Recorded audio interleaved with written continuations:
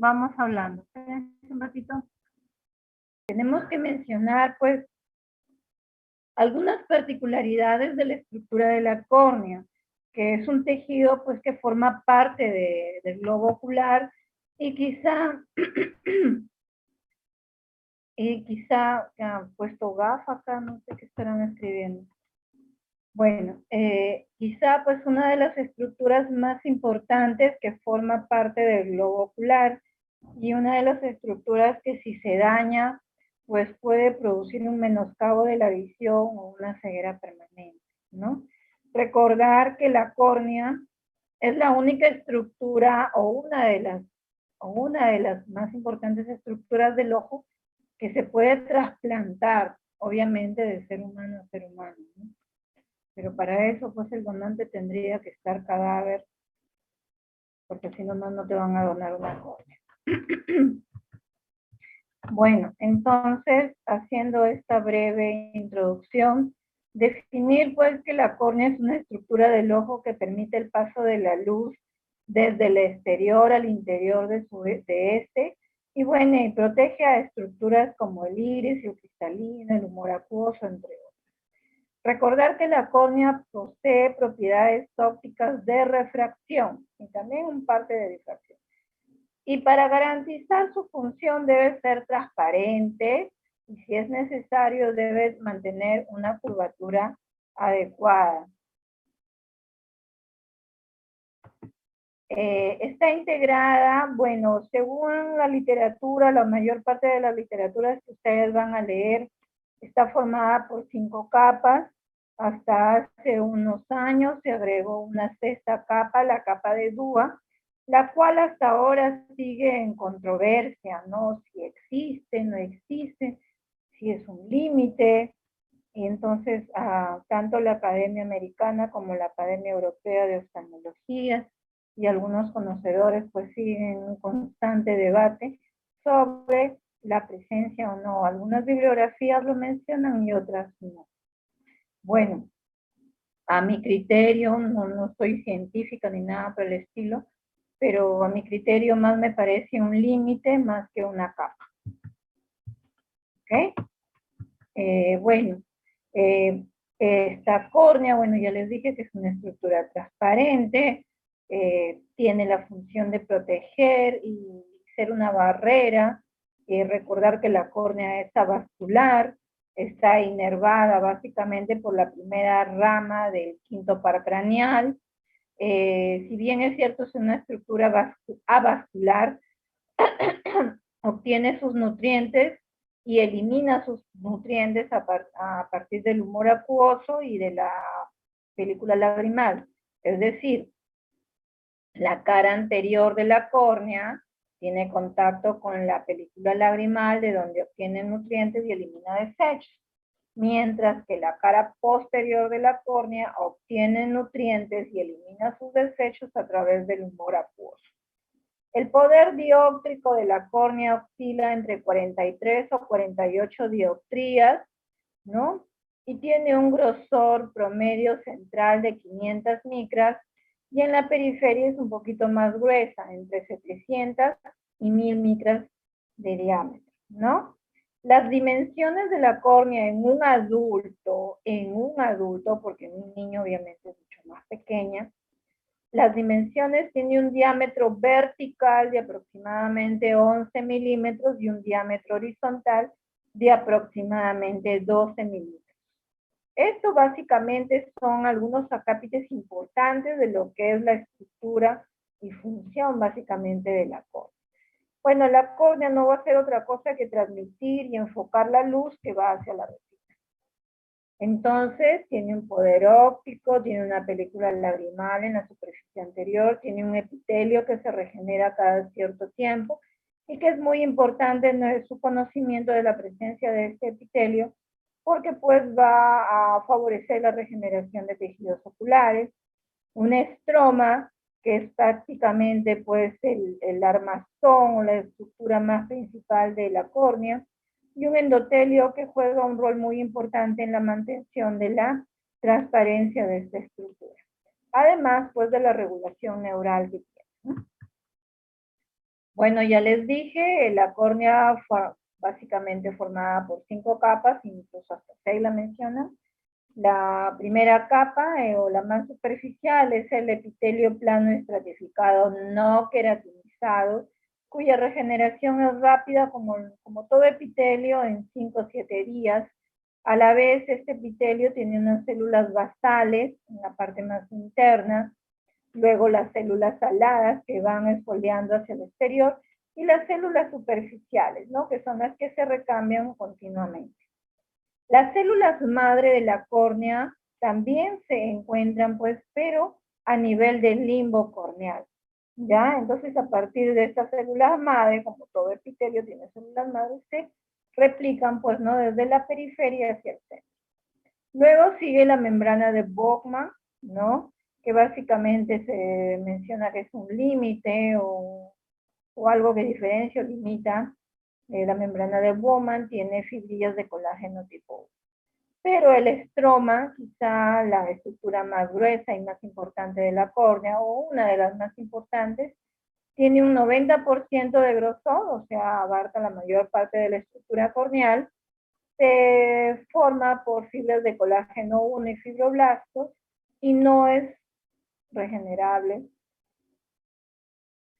Entre el estroma y la membrana de Descemet se menciona que existe esta capa o este límite de la capa de Dugg, como lo estamos viendo acá. Mientras que la membrana de Descemet está formada por un fino enrejado de fibrillas de colágeno potencialmente regenerable. Bueno, si se daña durante una cirugía, puede nuevamente volver a su posición normal. Mientras que el endotelio, si bien es una muy fina capa o monocapa de células poligonales, quiere decir que estas células tienen múltiples lados, tiene una densidad en un adulto normal de 2.500 células por milímetro cuadrado y disminuye más o menos 0,6% al año. Esto es lo que yo les mencionaba o se los mencioné en una de las prácticas.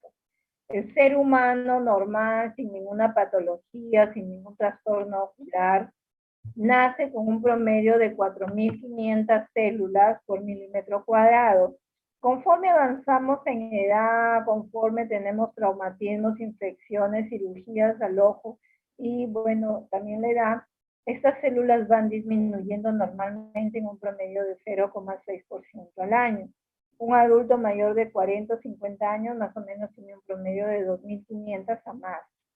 Pero ya cuando la densidad es menos de 1.000, llegando a 800, incluso a 500, va a haber problemas en la córnea como es pues el edema corneal y obviamente la disminución de la transparencia de esta estructura. Por eso les mencionaba que la córnea es una de las más importantes capas también y que su principal función es regular la entrada y salida de agua y obviamente manteniéndola transparente. Bueno, el índice de refracción de la córnea, tanto en la superficie anterior y posterior, contribuyen a la función óptica del ojo, ¿no? Esto, bueno, recordar que hay diferentes estructuras dentro del ojo, como por ejemplo la córnea, que tiene un índice de refracción de 48 dioptrías, el humor acuoso, por ejemplo, tiene menos 5 dioptrías, el cristalino, por ejemplo, que lo vemos ahí, tiene aproximadamente entre 18 o 20 dioptrías de índice de refracción. Y esto es muy importante para conocimiento del ser humano porque la luz va a atravesar diferentes estructuras y obviamente que en cada una de estas estructuras va a tener un cambio la dirección de la luz, ¿no? Y dependiendo cuánto más menos tenga de poder de refracción, va a haber estas modificaciones en la entrada de la luz al ojo, ¿no? Esto es lo que les mencionaba, ¿no? El índice de refracción, es decir, la luz se frena al encontrar un medio refringente y cambia de dirección, ¿no? Como vemos acá en la imagen, choca la córnea y luego cambia de dirección, no sigue el mismo rumbo o dirección que normalmente tenemos. Esto tiene que ver con la propiedad o la refracción de la luz en el ojo.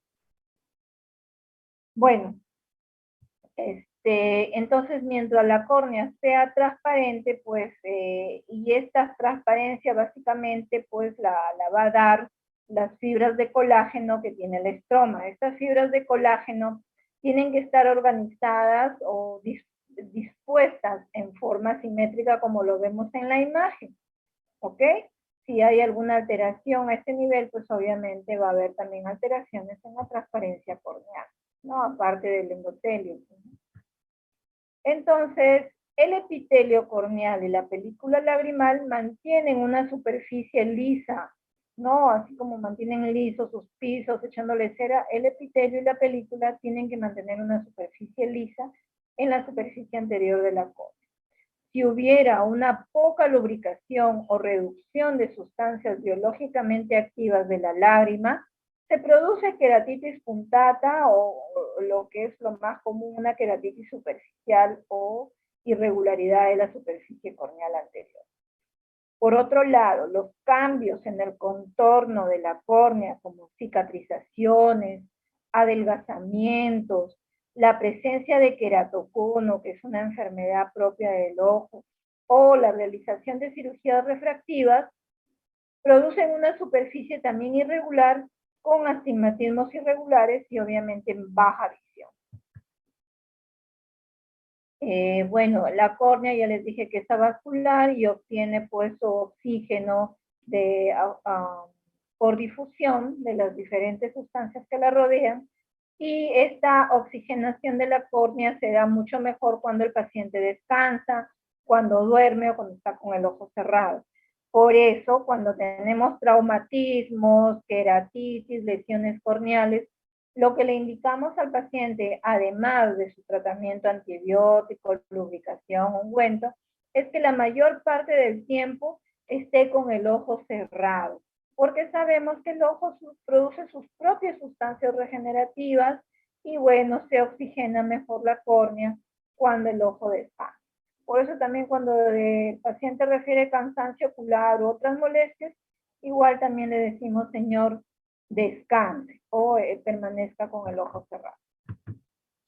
Bueno, el epitelio, ya les dije, aproximadamente tiene un grosor de 500 micras, diferentes tipos de células que van desde la parte interna hacia la externa, ¿no? Y que se regenera cada 7 días.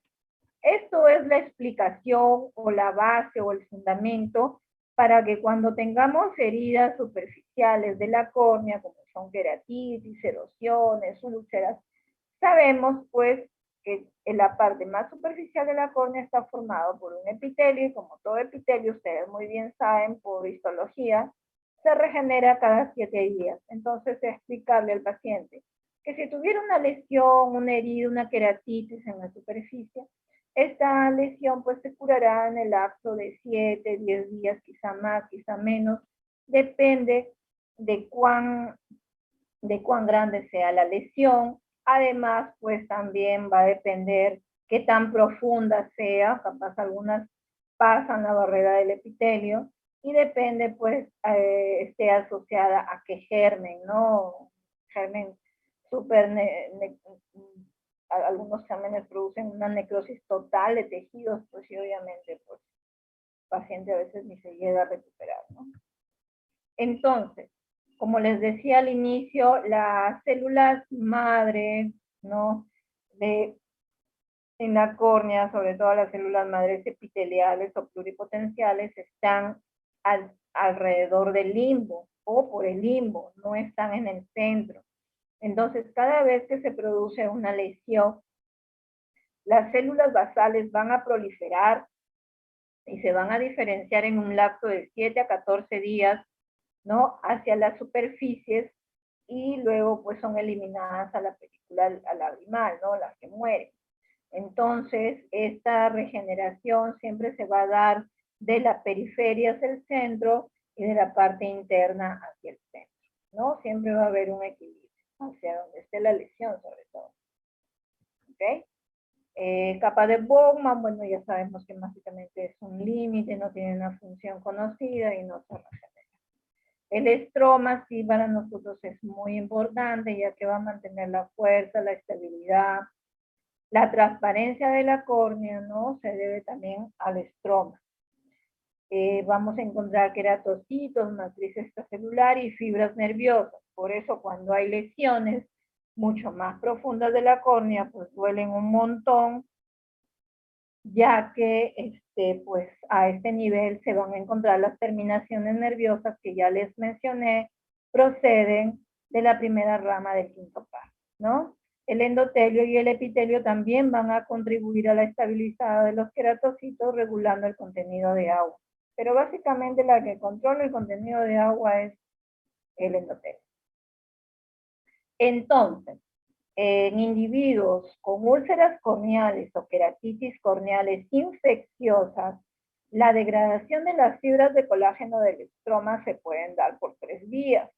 Degradación directa por las colagenasas bacterianas, por eso yo les decía, mucho va a depender también del tipo de bacteria que se agregue. La degradación de los metaloproteasos de los queratocitos activados por las tasas bacterianas, y la degradación de las metaloproteasas de queratocitos activados por la infiltración de células inflamatorias. Entonces, cuando tenemos una infección, una queratitis, una úlcera o lesiones mucho más profundas, no solamente pues va a depender de la bacteria, va a depender qué tan profunda sea la herida, qué tan virulento o patógeno sea el germen, ¿no? Y bueno, también pues de la respuesta inmune del paciente. Son muchos los factores que intervienen cuando hay una herida o una lesión, ¿no? Ya les dije, la transparencia de la córnea va a estar básicamente en el estroma, dada por la disposición de las fibras de colágeno. Si hubiera alguna disposición no uniforme o alterada de estas fibras, obviamente pues también va a perderse parte de la transparencia de la córnea. Recordar que estas fibras de colágeno tienen aproximadamente entre 22 o 35 nanómetros y la distancia entre fibras oscila entre 41 nanómetros, ¿no? Más o menos distribuidas en 300 lamelas, cuyo recambio es muy lento, quizá en años, 3, 4, 5 años. Por eso no tienen mucha capacidad regenerativa. Entonces, si se dan cuenta, todo en el ojo es milimétrico, micrométrico, nanométrico, si hablamos de medidas, ¿no? La hidratación de la córnea, por ejemplo, está determinada en forma esencial por la bomba endotelial y por el epitelio, ¿no? Y una córnea cortada y colocada en un medio acuoso, incluso puede incrementar entre 78 y 90% su grosor, dependiendo en qué medio la coloquemos. Por eso cuando nos dedicamos, bueno, hay especialistas que que se dedican o se abocan a lo que es trasplantes de córnea. Cuando transportamos la córnea que va a ser trasplantada, no la colocamos en cualquier medio acuoso, ¿no? Tenemos que ver la concentración y en qué sustancia básicamente lo transportamos, porque si no, pues llega en mal estado, a veces se necrosa o a veces se hincha tanto la córnea donante que prácticamente es imposible pues suturarla o adherirla a lo que estamos haciendo, que es el futuro trasplante de córnea. La membrana de Descemet básicamente es un límite, no es, es la membrana basal del endotelio, con cierta capacidad regenerativa, firmemente unida a la superficie posterior de la córnea, puede protuir en casos de úlcera, es ya la última estructura que se daña, se dematiza o se lesiona, cuando pues estamos frente a úlceras corneales. Mientras que el endotelio tampoco se regenera, tiene una densidad, tiene dos cualidades, el polimegatismo y el pleomorfismo. Polimegatismo quiere decir que hay un incremento de la variabilidad del área celular, o sea, modifica su forma quizá en la celulita, y el pleomorfismo, que es la desviación de la hexagonalidad, ya no tiene 6 lados, sino que lo puede variar o su forma básicamente se hace más grande o se alarga, ¿no? Bueno, el endotelio ya les mencioné al inicio, la pérdida o daño de las células endoteliales puede incrementar la inhibición de agua hacia el estroma, la densidad de estas células disminuye conforme avanzamos en edad, la inflamación y la presión elevada también disminuyen la celularidad de células endoteliales, y áreas con pérdida del endotelio o células vecinas aumentan también su tamaño para cubrir el defecto. La función más importante, como les digo, del endotelio es regular la entrada y salida de agua a la córnea, ¿no? Contiene un sistema de transporte de iones que contrarresta la inhibición de agua hacia el estroma. Bueno, eso fue una breve o algo, ¿no?, al conocimiento general de lo que es córnea. Y bueno, también hay ciertos datos o puntos semiológicos que deberíamos conocer cuando nos enfrentamos pues a alguna patología corneal. Si bien es cierto, como les dije al inicio, la córnea es transparente. Entonces, ¿cómo voy a ver una estructura que es transparente? Entonces tengo que teñirla, ¿no? Es como si quieren ver al hombre invisible, ¿cómo lo ven? Tienen que ponerle pintura para que lo puedan ver, porque es invisible o no perceptible al ojo humano. Entonces lo mismo sucede con la córnea. Si nosotros queremos ver alguna lesión, detectar alguna lesión en una estructura que prácticamente es transparente, tenemos que teñirla. ¿Y con qué la teñimos? Lo más común, lo más económico, lo más fácil de adquirir en nuestro medio es la fluoresceína. Este es un tinte un pigmento básicamente que nosotros utilizamos o es ampliamente utilizado en oftalmología, ¿no? Lo que hace pues es detectar lesiones donde hubo reestructuras o uniones intercelulares, nos ayuda a ver el signo de Seidel cuando hay lesiones o traumatismos, nos ayuda también para valorar la presión intraocular, podemos evaluar la película lagrimal e incluso el drenaje lagrimal. Entonces, para todo esto nos ayuda mucho la fluoresceína usada desde 1900. Hay otras sustancias que también teñimos, que son la rosa de Bengala, que muchas veces resulta tóxico para la córnea, y el verde de lisamina, que es muy caro, por eso es que no lo conseguimos. Diferentes lesiones cicatrizales podemos observar en algunos pacientes, ¿no? Y que estas pues evitan un grado variable de paso de la luz a la retina, como por ejemplo la nubécula, la mácula y el leucoma. Entonces, nubécula, denominamos nubécula cuando hay opacidades resultantes de lesiones leves y que están en las capas más superficiales de la córnea, como por ejemplo el epitelio. La mácula, no me refiero a la mácula lútea o la estructura retiniana, sino que así denominamos también mácula a una opacidad de mayor tamaño que abarca capas intermedias. Y el leucoma, ojo, no confundir con glaucoma. Leucoma quiere decir opacidad, cicatriz, que son muy densas y que abarcan pues estructuras o capas más profundas de la córnea. Esta, por ejemplo, es una erosión epitelial puntiforme, teñida con fluoresceína, por eso es que la vemos un tanto amarillo verdoso. La fluoresceína en realidad es un pigmento de color anaranjado, pero ¿qué pasa? Cuando lo adherimos o cuando lo aplicamos al ojo bajo anestesia y lo iluminamos con una luz azul de cobalto, como la vemos acá en la imagen, hace fluorescencia, por eso se llama fluoresceína, porque hace fluorescencia.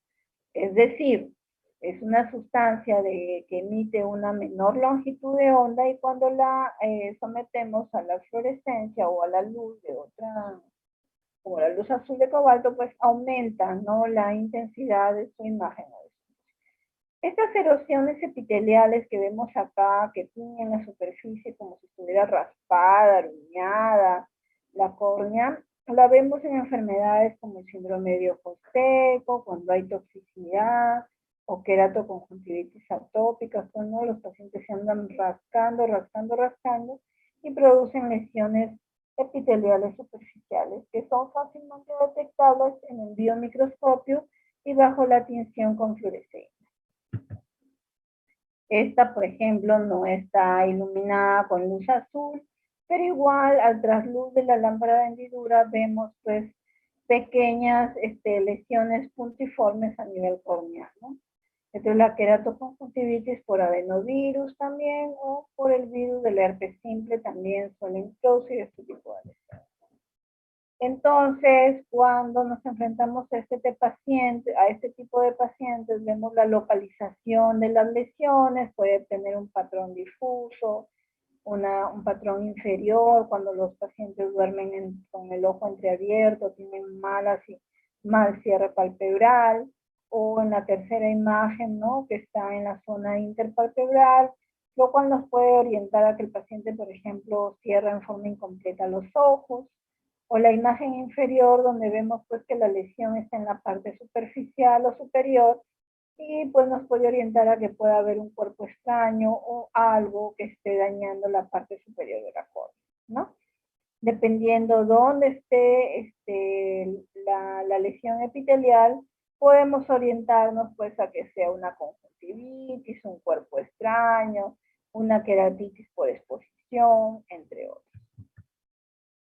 El edema corneal o la hinchazón, si quieren decirlo así, de la córnea puede ser agudo o puede ser crónico. Agudo por lo general relacionado a eventos inflamatorios y crónico relacionado pues a descompensaciones corneales producto del envejecimiento, de una cirugía o de alguna enfermedad en particular. Podemos llegar a encontrar incluso queratopatías bullosas, vemos como esta córnea está prácticamente opaca, con ampollitas, ¿no? Si las ven ahí, con ampollitas a punto de reventar. Y cuando estas ampollitas se abren o se rompen, producen un dolor tan exquisito que el paciente a veces ni se aguanta. Otra lesión que podemos encontrar en la córnea es la rosácea, ¿no? Vemos cómo los vasos de la conjuntiva aledaña a la córnea comienzan a infiltrar o a meterse en la córnea transparente, y esto no es normal. Recordemos que la córnea está vascular. Si los vasos comienzan a infiltrar la estructura de la córnea, pues esta córnea se va a comenzar a opacificar y pues perder su transparencia, ¿no? Pueden ser pequeños vasitos, como pueden ser vasos muy, muy grandes, ¿no? Rechonchitos, ramificados, que pues terminan a la vez opacificando toda la estructura corneal. Por ejemplo, acá vemos, ¿no?, los vasos han llegado hacia el estroma o han infiltrado hacia el estroma corneal, y miren cómo totalmente opacificaron la córnea. Parece que en esta zona donde está este leucomita hubo pues alguna lesión, una úlcera, algún daño que produjo esta cicatrización, ¿no? A veces hasta cicatrizaciones calcificadas encontramos, ¿no?, producto de la exposición prolongada y un no adecuado tratamiento. Por otro lado, las queratitis herpéticas, como son el caso de este paciente, producido pues por infecciones por herpes, valga la redundancia, tienen un patrón o una característica específica, ¿no? Por ejemplo, este paciente, si se dan cuenta, ven una estructura ramificada, con yemitas, ¿no?, que se tiñe con la fluoresceína, o bueno, acá se ve de luz de color verde, está con la luz blanquita, ¿no? Se puede iluminar y da este reflejo. Y ven, pues, ¿no?, como un arbolito con ramificación. Esta es la típica lesión de la queratitis herpética. Solamente puede ser vista, pues, en la lámpara de hendidura o bien microscopio, ¿no? Porque son lesiones muy pequeñas, quizá microscópicas, ¿no? Pero esto es característico o patognomónico, se podría decir, de la queratitis herpética, este tipo de lesión. Acá vemos una úlcera, por ejemplo, una úlcera que abarca pues casi el 50% de la superficie corneal, con una zona ya a punto de hacer un desematocele, ¿no? Vemos como toda la zona se ha necrosado, se ha adelgazado, y el resto de la córnea está opaca. Y si vemos más a la periferia, hay un panus, es decir, los vasos sanguíneos de la conjuntiva están infiltrando, pues, como respuesta al proceso inflamatorio que produce este tipo de queratitis. Siempre cuando nos enfrentemos a una úlcera o una queratitis ulcerativa, No olvidar describir la distribución, la localización, la profundidad, dimensiones y la forma de la queratitis, ¿no? Ulcerativa. Otros ejemplos son la queratoconjuntivitis seca, el síndrome de erosión recurrente, el blefaroespasmo, la exposición corneal prolongada. Produce también determinado tipo de queratitis filamentosa, ¿no? Los filamentos no son otra cosa que acúmulos de moco que se juntan pues en las lesiones epiteliales y que son pues producto de diferentes patologías, como les vuelvo a repetir, síndrome de ojo seco, síndrome de erosión recurrente, blefaroespasmo o exposición corneal prolongada a una luz o calor intenso. Los infiltrados subepiteliales, que son básicamente vistos o encontrados en los pacientes pediátricos, más nos orientan pues a infecciones víricas. Siempre recordar o tener presente que los pacientes pediátricos casi siempre tienen infecciones virales. Son muy raros, así que tengan infecciones bacterianas. Bueno, o los que acuden a oftalmología, la mayoría van porque están resfriaditos y se les agregó un problema pues a nivel de ojo, nariz, conjuntiva, incluso hacen conjuntivitis también, ¿no? Y a veces por la contigüidad pues también pueden dañarse o lesionarse la córnea. Este tipo de queratitis que vemos acá, la queratitis superativa del estroma, es una queratitis que de verdad ningún oftalmólogo quisiera tenerla. De paciente al menos, ¿no? Estas son las clásicas queratitis ulcerativas por hongos, ¿no? O por bacterias súper virulentas, como por ejemplo la pseudomona, el estafilococo aureus multidrogoresistente. De verdad que este tipo de lesiones, el cuco, como dicen para nosotros, porque sacar al paciente de este tipo de lesiones es bien tedioso. Muchas veces no logramos el objetivo porque el paciente ya llega después de 2, 3, 4 semanas sin ningún tratamiento o con un tratamiento casero, y cuando ya pues está comprometido casi más del 50% del ojo, ¿no? Muchas veces se llegan a perder ojos por este tipo de queratitis, ¿no? Causada por hongos, básicamente los que trabajan en campo, o por bacterias, pues aquellos pacientes usuarios de lentes de contacto, o pacientes inmunodeprimidos, o que por su mala suerte pues les cayó una bacteria y no la pudieron eliminar del ojo. Lo que ven en la parte inferior no es otra cosa que lo que nosotros llamamos pus, ¿no? Son acúmulos de células de fibrina, de leucocitos, de polimorfos nucleares, ¿no? Y la lesión está acá, en la parte de arriba. Esta es la lesión o el hongo que está infiltrando en la córnea, y esto pues es una respuesta al proceso inflamatorio. Bueno, hay queratitis también no supurativas, causadas básicamente por hongos, y siempre pues a la cabeza siempre va a estar el virus del herpes, ¿no? En sus diferentes familias, ¿no? El herpes simple, el herpes zóster, son los que también afectan al globo ocular. ¿Qué patologías debemos conocer que afecten a la córnea? Básicamente pues las queratitis, ¿no? Las queratitis bacterianas quizá y las micóticas son las más comunes, ¿no? Que afectan o que han desarrollado los pacientes y están afectados pues también las defensas oculares.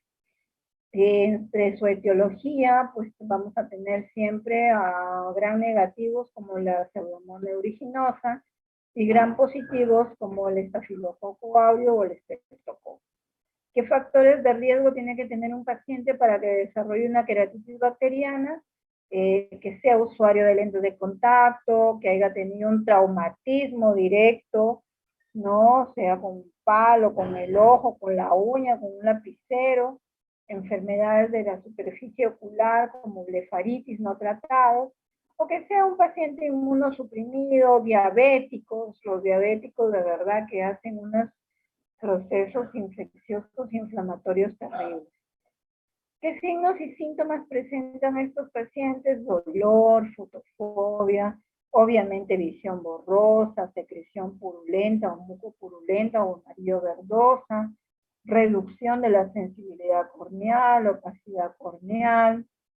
El tratamiento, bueno, jóvenes, ya sabemos que cuando nos enfrentamos a esto, pues lo ideal sería hacer un cultivo de la secreción, pero lamentablemente, pues, la secreción para que dé respuesta demora pues 3 días, ¿no? El cultivo, y no vamos a tenerlo el paciente 3 días esperando pues que esto avance.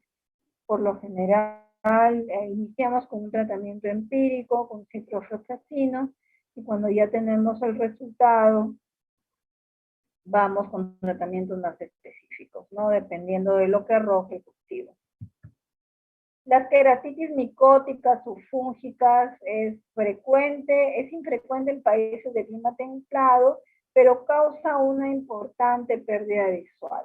En nuestro medio, jóvenes, las queratitis micóticas es más comunes en pacientes que trabajan al aire libre, que trabajan en el campo, que son agricultores, cortadores de caña.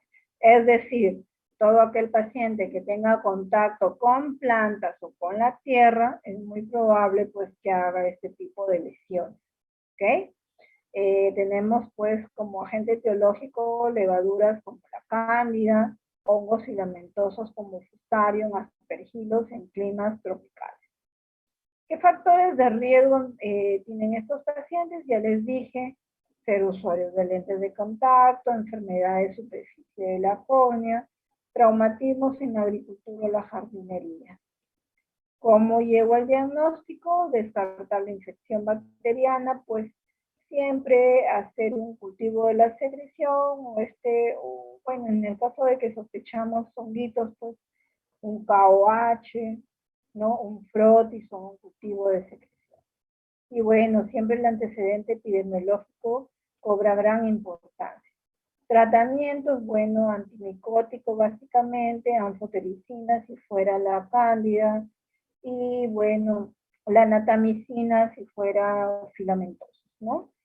Siempre recordar que no debemos usar corticoides, ni en las bacterianas ni en las micóticas. Las queratitis virales, básicamente causadas por la familia de los Cerveridae, ¿no? El herpes tipo 1, varicela zoster y también algunos adenovirus en la población pediátrica. El diagnóstico básicamente lo hacemos en la exploración clínica, encontramos las lesiones dendríticas que son características de las infecciones herpéticas, son por lo general crónicas, producen una hiposensibilidad corneal, la presencia de ganglios preauriculares elevados de tamaño, folículos a nivel de la conjuntiva tarsal incluso, ¿no? El tratamiento, bueno, ya sabemos que para los virus no hay un tratamiento específico. Antivirales como el aciclovir puede dar resultados para el herpes, ¿no? Cicloplégicos para el dolor. Adenovirus, si fuera pues adenovirus, tratamiento paliativo, ¿no? Lubricantes, AINES, quizás, si es que no son alérgicos. Y bueno, pues siempre descartar cuál es el factor desencadenante a este determinado tipo de infecciones y eliminarlo. Bueno, acá las diferentes lesiones ulcerativas que produce el herpes, desde pequeñas lesiones epiteliales hipodendríticas hasta yemas terminales, helechos, lesiones un tanto en úlceras y incluso pues como la imagen 4 producen lesiones ameboides o úlceras no muy características pues en el ojo, ¿no? Y que bueno, en realidad son bien dolorosas. La gente se queja de bastante dolor cuando está con este problema. Bueno, otro tipo de queratitis ya no infecciosas son, por ejemplo, las queratitis neurotróficas, ¿no? Que están caracterizadas por una alteración en la sensibilidad y la consecuente pérdida de hemostasis de la superficie ocular.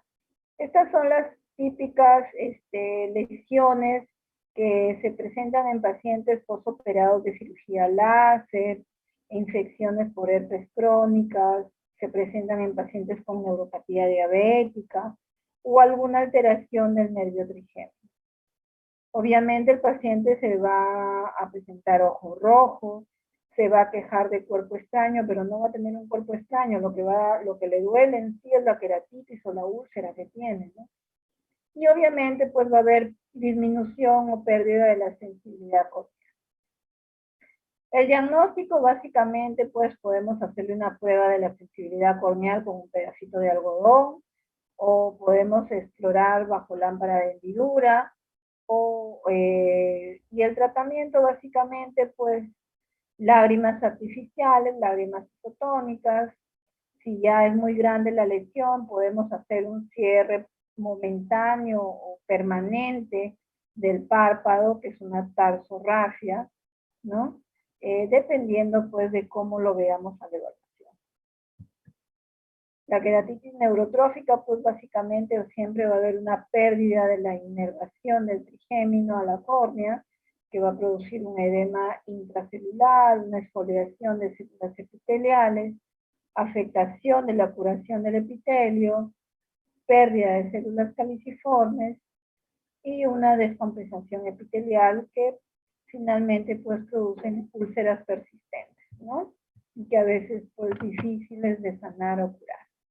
Ya les dije, esta queratitis la presentan diabéticos, pacientes con lepra, posoperados de laxis, ablaciones quirúrgicas de trigémino, ¿no? En queratitis por herpes simple, por herpes zóster, cuando hay abuso de anestésicos tópicos, ¿no? O consecuencia de quemaduras químicas. El paciente siempre se va a quejar de ojo rojo, de pérdida de la sensibilidad corneal, de defectos o lesiones ulcerativas, ¿ok? Y siempre pues la queja de sensación de cuerpo extraño. Estamos viendo acá, por ejemplo, en la imagen inferior izquierda, cómo estamos haciendo una prueba de la sensibilidad corneal con una puntita de algodón, ¿no? Acercamos el algodón sin ponerle anestesia, nada, y normalmente el paciente tiene que parpadear. Cuando vemos que no parpadea y lo ponemos el algodoncito, pasa, repasa, hasta hacemos dibujitos en el ojo y el paciente no lo siente, pues obviamente estamos frente a una pérdida de la sensibilidad, ¿no? Es muy importante tener en cuenta eso y decirle pues al paciente que si es que está lúcido, porque la mayoría de estos defectos aparecen en pacientes que están postrados, pero si está lúcido, puede moverse, pues que parpadee bastante, que se ponga lentes, pero si es aquel paciente que está postrado en cama por un coma o otras lesiones, pues ya recurrir al uso de lubricantes, geles, protección con lentes, entre otros, ¿no? Hay diferentes lesiones, diferentes grados de lesiones y que solo puede ser valorable bajo lámpara de hendidura o con equipos especiales de oftalmología. Bueno, ya les dije el tratamiento, lágrimas, y ungüentos en la noche, oclusión o tarsorrafia, ¿no? La queratitis por exposición es otro tipo de queratitis que también afecta a cierto tipo de pacientes, ¿no? Esto básicamente se va a dar en cualquier factor que limite, por ejemplo, el funcionamiento de los párpados. Como ven la imagen, puede haber proptosis ocular, exoftalmos, trastornos traumáticos de los párpados, entropion, etc. Cualquier alteración que produzca un cierre incompleto de los párpados y la exposición permanente del globo ocular al medio externo nos va a producir una queratitis por exposición, ¿no? Parecios del séptimo par, por ejemplo, ¿no? Cuando hay parálisis, o lo que dicen parálisis facial, ptosis, ¿no? O producto de alguna iatrogenia o de algún traumatismo de cabeza y cuello, ¿no? Los síntomas que van a presentar estos pacientes son irritaciones oculares, ardor, sensación de cuerpo extraño, ojos rojos. Esto por lo general se agrava en el día, disminuye un poco por la noche porque el paciente cierra pues, los ojitos para dormir, ¿no? Pero siempre va a haber un cierre incompleto de los párpados y siempre va a haber una deficiente lubricación, ya que cada vez que nosotros parpadeamos, lubricamos el ojo. Bueno, en cuanto al tratamiento, bueno, siempre pues lubricantes tópicos, lágrimas de día, ungüentos de noche, oclusiones con parche, y si ya es algo permanente y difícil de tratar, puedes ir a tratamientos quirúrgicos como la tarsorrafia, que no es otra cosa que el cierre que hacemos nosotros de los párpados mediante suturas, ¿no? O una plastía de párpados si es que amerita pues un arreglo funcional de los párpados, ¿no? La queratitis por exposición va a dar como resultado un lagoftalmos. ¿Qué es un lagoftalmos? Un cierre incompleto de párpados, ¿no? Y bueno, va a haber un deficiente parpadeo o un cierre palpebral incompleto o ligero, ¿no? Ya les dije, esta queratitis por exposición la podemos ver en origen, en patologías de origen neuropático, como la parálisis facial, ¿no? O aquellos pacientes que han sido operados de cirugía por un neurinoma del acústico, pues a veces se daña el facial con procesos infecciosos, ¿no? Que afectan al facial. En origen mecánico, por ejemplo, una mala cicatrización palpebral. Hoy día, por ejemplo, vi a un paciente que había sido operado por neurocirugía de un problema en la cabecita, ¿no? Y bueno, la cicatriz abarcaba por la parte palpebral y tuvo una mala cicatriz, una mala cicatrización, y los párpados se iban para un lado, ¿no? Y pues dejaban al ojo expuesto y el paciente pues obviamente hace una queratitis por exposición. Bueno, tono muscular reducido, por ejemplo, pacientes que están en estado de coma y que no cierran los ojos, aquellos pacientes que están con un parkinsonismo no tratado o no controlado, o aquellos pacientes que tienen una posición anómala del globo ocular, como por ejemplo proptosis grave, como la oftalmopatía de Graves Báseos, o un tumor orbitario o retroorbitario, o un enoftalmo grave, ¿no? El paciente siempre se va a quejar de irritación ocular, ardor, dolor, siempre va a tener sensación de cuerpo extraño, y no es porque tenga un cuerpo extraño, sino que la córnea al lastimarse o erosionarse se va a resecar, y eso es lo que el paciente va a referir como sensación de cuerpo extraño. Y obviamente pues todos estos pacientes van a tener ojos rojos. Bueno, la gravedad aumenta durante el día porque el paciente está despierto, y en la noche disminuye porque el paciente pues de alguna manera duerme o trata de cerrar los párpados. Si esto no es posible, pues podemos ayudarnos con esparadrapitos, cerrarlo en forma artificial, colocar geles o parcharlo, ¿no? En forma completa e incompleta. Siempre debemos mejorar la lubricación del globo ocular para que este no termine dañándose más. Bueno, el diagnóstico es básicamente por la observación clínica del profesional de la salud, el interrogatorio. Si podemos evaluarlo bajo lámpara de hendidura, pues vamos a ver defectos epiteliales, ya sean en forma completa o incompleta o superficiales como la queratitis. Bueno, vamos a encontrar también adicionalmente inflamación, hiperemia, equimosis o irritaciones de la capa epitelial, ¿no? A veces encontramos cierres incompletos de los párpados, como lagoftalmos, y en casos graves ya podemos incluso encontrar hasta úlceras corneales o infiltrados celulares a nivel del epitelio o el estroma córneo. Bueno, eso es todo lo que yo les quería manifestar. No sé si los he aburrido o hablado muy rápido, el tiempo nos gana, y básicamente pues la queratitis puede ser de diferentes orígenes, y la mayoría de veces pues siempre se va a presentar con síndrome de ojo rojo asociado a diferentes otros síntomas como pues secreción, baja visión, sensación de cuerpo